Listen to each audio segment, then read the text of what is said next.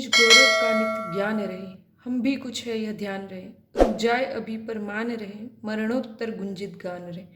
कुछ हो न तजो निज साधन को, नर हो न निराश करो मन को। निज गौरव का नित ज्ञान रहे। राष्ट्रकवि मैथिली शरण गुप्त की ये पंक्तियाँ हमें हमारे गौरव, हमें हमारी विशेषताएं, हमारे प्राचीन कालीन जो गौरव है उनका ज्ञान करने का और अपने स्वयं से पहचान करने का संकेत कर रही है। निज, निज अर्थात स्वयं का, जो हमें हमारे बारे में बतलाता है। अभी तक हमने सर्वनाम के 5 भेद हम पढ़ चुके हैं। आज अंतिम भेद निजवाचक सर्वनाम हम पढ़ते हैं। तो चलिए शुरू करते हैं। निजवाचक सर्वनाम। निज का अगर शाब्दिक अर्थ देखें हम,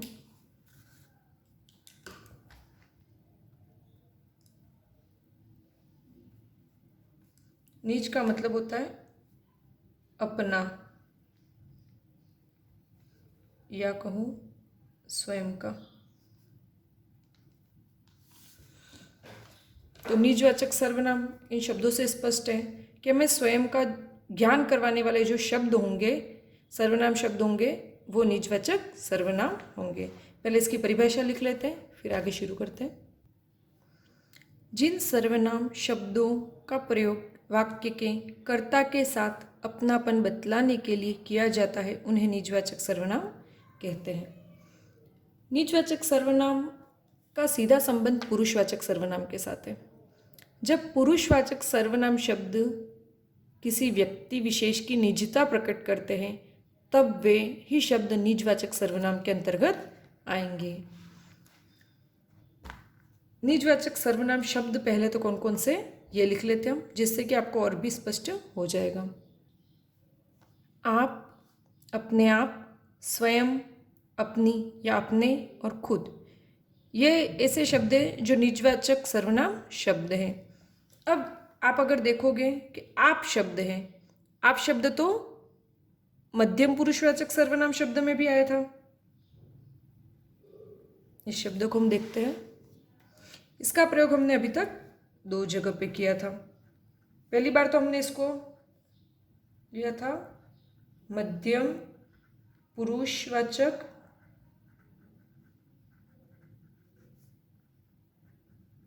सर्वनाम।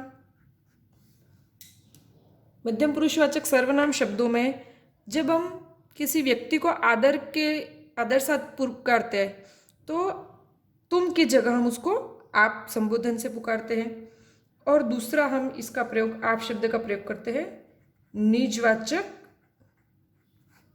सर्वनाम में। अब इसकी पहचान कैसे की जाएगी कि कहाँ तो ये मध्यम पुरुषवाचक सर्वनाम शब्द है और कहाँ पर ये निजवाचक सर्वनाम शब्द है। बाकी शब्दों से तो अपने आप ही पता चल जाएगा। अब इन दोनों का डिफरेंस देखने के लिए हम कुछ उदाहरण लिख लेते हैं। 2 वाक्य लिख लिए, मैंने 2 वाक्य लिखे यहाँ पर। आप कब पधारे और दूसरा आप भला तो जग भला। यहाँ पर ये जो आप शब्द आया है, इसको देखने से स्पष्ट होता है कि हम कोई व्यक्ति है जो हमसे बड़ा है या जिसको हम आदर सूचक संबोधन के लिए हम यहाँ पर आप शब्द का प्रयोग कर रहे हैं। तो यहाँ पर ये जो आप है वह मध्यम पुरुषवाचक सर्वनाम है, किंतु दूसरे वाक्य को अगर देखें हम तो आप भला तो जग भला, इस मुहावरे का यदि अर्थ निकाला जाए तो यहाँ पर आप शब्द, आप भला तो जग भला, इसमें आप मतलब स्वयं, अगर आप खुद अच्छे हो तो आपके लिए सारी दुनिया अच्छी है। तो इसका अर्थ निकालने से हमको पता चला कि यहाँ आप किसी और के लिए ना हो करके स्वयं के लिए आ रहा है। तो जहाँ पर वाक्य को पढ़ करके हमें पता चले कि आप शब्द का प्रयोग स्वयं के लिए हो रहा है, ना कि किसी और के लिए। आप शब्द जहाँ स्वयं के लिए आए वहाँ पर तो वो निजवाचक सर्वनाम होगा, लेकिन आप शब्द जहाँ पर किसी अन्य व्यक्ति के लिए प्रयोग हुआ वहाँ पर मध्यम पुरुषवाचक सर्वनाम। सीधा सामने वाले के लिए आप शब्द का प्रयोग है तो वो मध्यम पुरुषवाचक सर्वनाम, और खुद के लिए तो वो निजवाचक सर्वनाम शब्द। इसको नोट डाउन कर लेते हैं।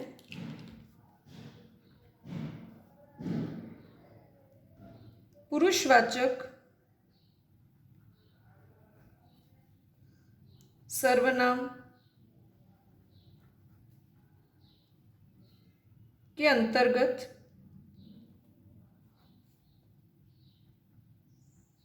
आने वाले सर्वनाम शब्द जैसे आप, वाक्य प्रयोग होने पर संज्ञा या मैं कहूँ कर्ता की निजता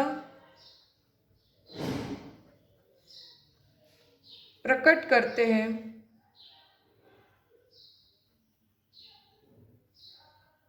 तब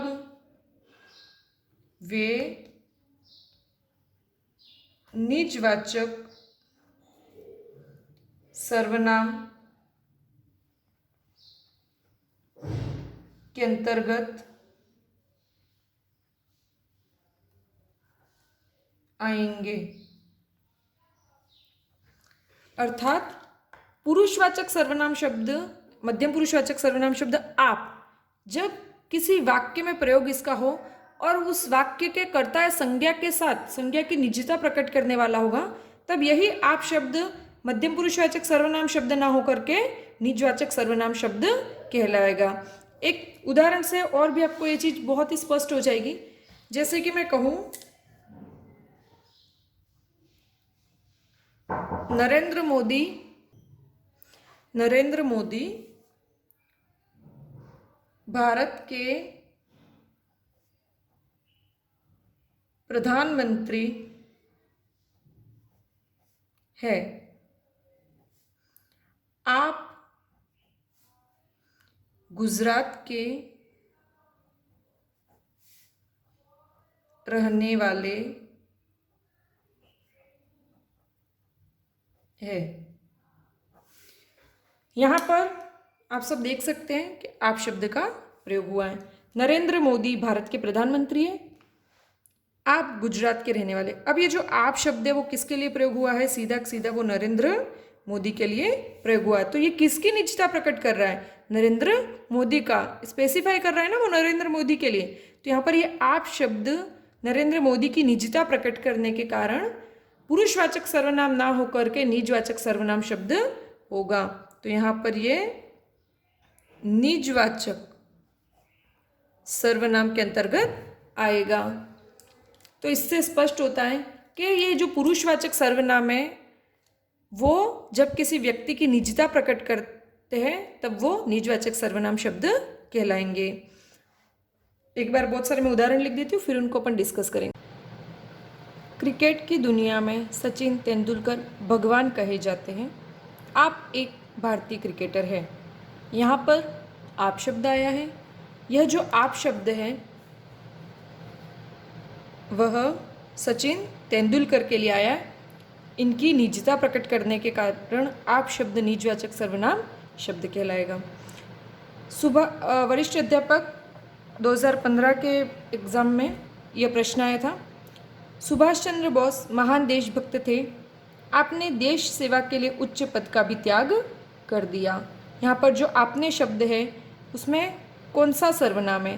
तो यहाँ आपने शब्द सुभाष चंद्र बोस के लिए आया है, इसलिए यहाँ पर निजवाचक सर्वनाम है। आपने उनके प्रति आदर प्रकट करने के लिए शब्द है।